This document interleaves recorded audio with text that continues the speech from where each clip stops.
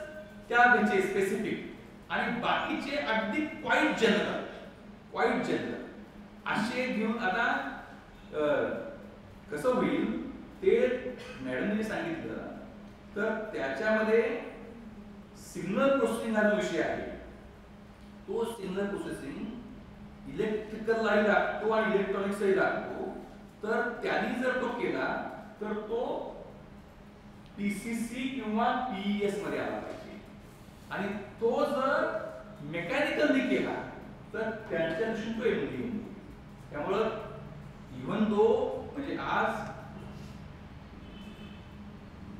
a branch comprises of multiple subjects which look like to be core product branch. Some of the आता आपण असं जर काय घेतलं एक डायग्राम मध्ये असे सब्जेक्ट्स असे टाकले तर एका स्पेसिफिक ब्रांचचा कोर कोर्सेसचा एक पूल तयार होईल वन सेट. दुसऱ्या स्पेसिफिक ब्रांचचा कोरचा पूल तयार होईल आणि व्हॉट यू से these म्हणजे if course is a basic entity then one grouping of core courses for one particular branch and other grouping for core courses of other branch, these two sets are not mutually exclusive. These two sets will have some subjects as intersection sets. For example, digital electronics, a course that will be covered as a core course by electrical, electronics and computer. असे ते येतील. त्यामुळे तो आता कुठं major करायचा त्याच्या बाबतीमध्ये म्हणजे आता रोबोटिक्स हा ठरला विषय तर तो इलेक्ट्रिकल इलेक्ट्रॉनिक्स मेकॅनिकल च्या कोर मध्ये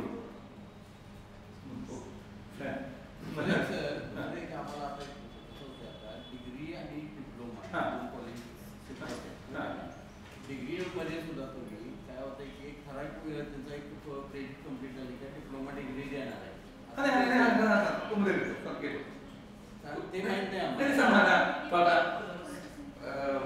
खूपच खोलात तेव्हा वेळ नाही मला संदेश देखील आलेला आहे कदाचित त्यांनी परसिव्ह केला असावं हा मुद्दा मी येतो हा याच्याबद्दल मी स्वतः दत्तूरखुद्द एसटी चेअरमन म्हणून घेतलेला आहे एका वर्षामध्ये तेवढा ते सांगतो मला काय झालं दोन तीन गोंधळ होता की कस्तुरीरंगन समितीच्या एनईपीच्या अहवालामध्ये डिप्लोमा हा शब्द आलाच नव्हता. एक दोन तीन तुम्ही आता एक डॉक्युमेंट घेतलं त्याला कंट्रोल F4 डिप्लोमा दिलं तर ते फक्त दोन तीन ठिकाणी तो शब्द येतो. तर कसं होतं की इंजिनिअरिंग मध्ये वेगळा डिप्लोमा आहे. एक माझ्यामध्ये आता ऑफ द रेकॉर्ड खूप अत्यंत उच्च अधिकार प्राप्त समितीचे अहवाल आणि त्या चर्चेवर आपण मत व्यक्ती स्वातंत्र्य आणि भाषा स्वातंत्र्य आहे काही ते मर्यादा असतात. तथापि मी सांगतो तर माझं एक मत असं आहे की डिप्लोमा एज्युकेशन हे ऑलरेडी अत्यात बरेच काही झाले. एक असं होतं की त्यामध्ये 9वी ते 12वी ग्रुप केलाय 9 to 12. मग त्याच्यानंतर टीका झाली की 10वी ची बोर्ड एक्झाम नाही येता अशी प्रचंड मोठी टीका झाली आणि ते चुकीचं आहे. आता त्याला सरकारनं फार भारी उत्तर दिलं की 10वीला बोर्ड एक्झाम नसणार असा मी कुठं म्हणलं. जेव्हा 9 ते 12 हे एकच म्हणलंय तेव्हा मध्ये बोर्ड एक्झाम ऑब्विसली नसणं अपेक्षित होतं पण ते मी एक्सप्रेसली म्हणलेलं नाही असं म्हणते. आता असा काउंटर रद्द केले 10वी बोर्ड एक्झाम. मग त्यामुळं आणि ITI 10वीचा एक्झिट होता. मग आता 9वी ते 12वी इंटिग्रेट झालं तर पोस्ट 10th एक्झिट कसे असणार एक अडचण निर्माण झाली. त्याला ते व्यावहारिक दृष्टी म्हणजे तो ज्याला आपण हे म्हणतो आपण सॉफ्टवेअर डेव्हलप करतो आणि त्यावेळी काही गोष्टी राहिल्या असतात मग आपण पॅच देतो तर तुम्ही पॅच उत्तम पद्धतीने दिलेला आहे. आणि मुद्दा होता की 10वी इंजिनिअरिंग सोडलं other than engineering higher education मध्ये वेगळा डिप्लोमा नव्हताच आणि कदाचित डिप्लोमा एज्युकेशन आहे हे त्यावेळी काही असं मला असं वाटतं की त्यांच्या डोक्यात आलं. मग आता काय झालं मग काय करायचं तर त्यामध्ये मी याच्यावर खूप मोठा पत्रव्यवहार केला होता. मग मी स्वतः ASB चेअरमन पुण्याला वर्कशॉप होता मी त्यांना स्वतः प्रश्न विचारला की आता आसाम गव्हर्नमेंटने 10वी ची बोर्ड एक्झाम बंद करणार म्हणले. मग आता डिप्लोमाच्या ऍडमिशनचं कसं, तर ते खूप हुशार आहे. ते म्हणजे बोर्ड एक्झाम बंद करणार म्हणते ना, म्हणजे 10वी एक्झाम बंद करणार असं कोण म्हणतं. मग मी म्हटलं सर 10वी एक्झाम नाही असणार म्हटलं, पण बोर्ड एक्झाम नाही आहे, मग ऍडमिशन कशी घेणार 10वी नंतर. ते म्हणजे ते राज्य सरकारने बघायचं म्हणजे ते आमचं काम नाही, वेगळी इंटरेस्ट घ्यावी लागेल. तर असं वाटत्यात आता त्या ऍक्च्युली याच्यामध्ये जी मल्टिपल एंट्री मल्टिपल एक्झिटची पॉलिसी आहे त्यामध्ये सुद्धा काही मर्यादा आहे ऍक्च्युली. तर ते मग त्यांनी क्लिअर केलं की जो म्हणजे असं वाटलं तर मला मी खूप रिस्पॉन्स केला की 12 मध्ये जसं फार्मसी झालं डी फार्मसी पोस्ट 12 केला कोर्स तू 10वी 3 वर्ष होता, तो 12वी 2 वर्ष केला.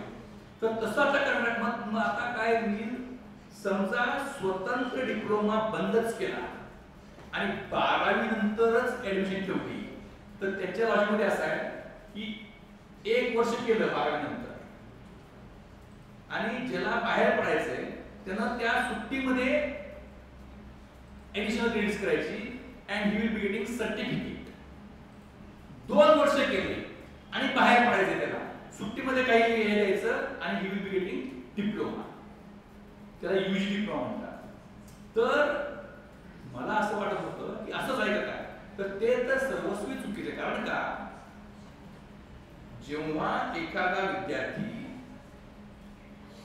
4 वर्ष तुमच्याकडे शिकणार आहे हे गृहीत धरून तुम्ही जेव्हा त्याला अभ्यासक्रम आखता तेव्हा त्याला काय करता, सर्व विषयात थोडं थोडं शिकवता. मग 4 म्हणजे full is never complete sum of parts. म्हणजे 4 वर्षानंतर तो म्हणजे जसं आता एक कथा आहे त्यामध्ये की सिंहाचा सांगारा आहे, तो सांगारा सगळ्या करून जीव घालायचा. मग तो निम्मा सांगारा झाला असता तर मी घेऊन जातो, चालत नाही तसं. म्हणजे 4 वर्षानंतर तो एक परिपूर्ण इंजिनियर होणार आहे. मग ह्याचा अर्थ 2 वर्षानंतर तो डिप्लोमा लेवल झालेला आहे असं म्हणणं चूक आहे. कारण का की 2 वर्ष तुम्ही त्याला काय शिकवलंय, तर तो 4 वर्ष तुमच्याकडे असणार आहे अशा पद्धतीनं तुम्ही त्याच्या कोर्सची रचना केलेली आहे. त्याला मधनं असं सोडणं काय होईल, मग ते अर्धवटपण आहे. म्हणून मी तेव्हा सांगितलं तसं करू नका. त्याच्याऐवजी तुम्ही आता 10वी नाही 15 ठीक आहे, 12वी नंतर 2 वर्षाचा एक स्वतंत्र डिप्लोमा कोर्स करा आणि आता जसं आहे तसं, आणि त्यानंतर थर्ड इयर लॅटरल एंट्री मग ते चालेल. म्हणजे ती 2 वर्ष म्हणजे ती 2 वर्ष तो 2 वर्षामध्ये डिप्लोमा लेवलचं तो कंप्लीट करणार. That is main when you are designing a course to be terminal course, तुमची फिलॉसॉफी वेगळी असते. आणि when you are designing the 2 years to be first 2 years or 4 years ideology वेगळी असते. पण त्यांनी सांगितलं की म्हणजे थोडक्यात काय झालंय की टेक्निकल एज्युकेशनला हे जे नॉर्म्स आहेत ते ॲज इट अप्लाय होत नाही. ते ॲज इट लक्षात त्यांनी स्पष्ट सांगितलं की तो जो युजी डिप्लोमा आहे तो तसाच ठेवला आहे आम्ही, त्यामध्ये आम्ही काही करणार नाही आहे. That is UG diploma, that's all. आणि 10वीचा जो टर्मिनल डिप्लोमा आहे तो तसाच आहे.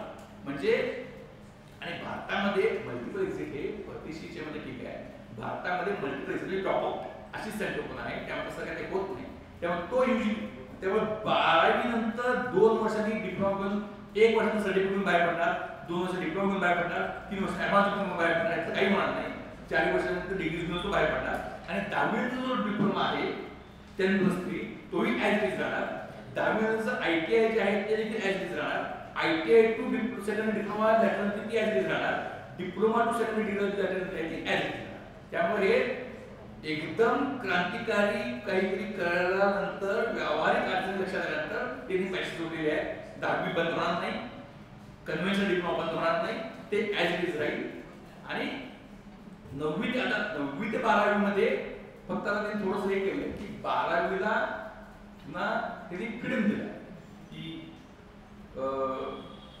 6 विषय असतात, त्यातले तुम्ही फिजिक्स केमिस्ट्री मॅथ्स त्यामुळे इकॉनॉमिक्स एक लँग्वेज कमी, आता 6 पैकी एकच लँग्वेज ठेवतील, बाकी 2 तुम्ही दुसरे कुठले घेऊ शकता. जॉग्राफी आता म्हणजे आपण एक टाइमपास जॉग्राफी घेत होतो, पण तुम्ही हिस्ट्री घ्या, तुम्ही इकॉनॉमिक्स घ्या, तुम्ही सायकोलॉजी असे काय ते करणार आहे. परंतु जोपर्यंत भारतासारख्या संख्येचं आव्हान असणाऱ्या देशामध्ये प्रवेश परीक्षेच्या पलीकडे आपण जाऊ शकत नाही, तोपर्यंत त्या बाकी त्या 9 to 12 इंटिग्रेटेड त्याला काही म्हणजे 10+2 आणि 5+3+3+4 त्यात +4 जो टप्पा आहे तो काही तितक्या प्रमाणात व्यवहार करणार नाही. +4 जो आहे म्हणजे त्यांचं हे जे आहे की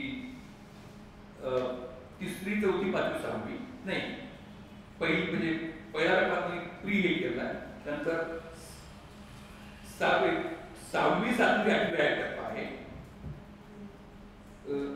दुसरी, तिसरी, चौथी हा एक टप्पा आहे, दुसरी, तिसरी, चौथी तिसरी, चौथी, पाचवी, 6वी, 7वी, 8वी हे 3+3 झाले, 9वी, 10वी, 11वी 4 झाला आणि पहिली, दुसरी आणि त्या पूर्वीची 3 म्हणजे senior KG, junior KG, kindergarten म्हणजे ते 5+3+3+4 त्या +4 मध्ये पुन्हा ते 10वी पण जसं होतं तसं 9वी, 10वी त्या +4 मध्ये 2+2 राहणार असतं. ते फक्त ते म्हणायचं नाही पण राहणार आहे, 10वी ते असणार. त्यामुळं ते जे वाटलं होतं की बऱ्याचदा असं वाटलं होतं की आता 23ची 10वी बोर्ड शेवटची बोर्ड 24ला बोर्ड एक्झाम होणार नाही आणि सगळे गोंधळ होईल, तो त्यांनी खुबीत टाळलेला आहे. त्यामुळे व्यावहारिक दृष्ट्या काही फार फरक पडणार नाही.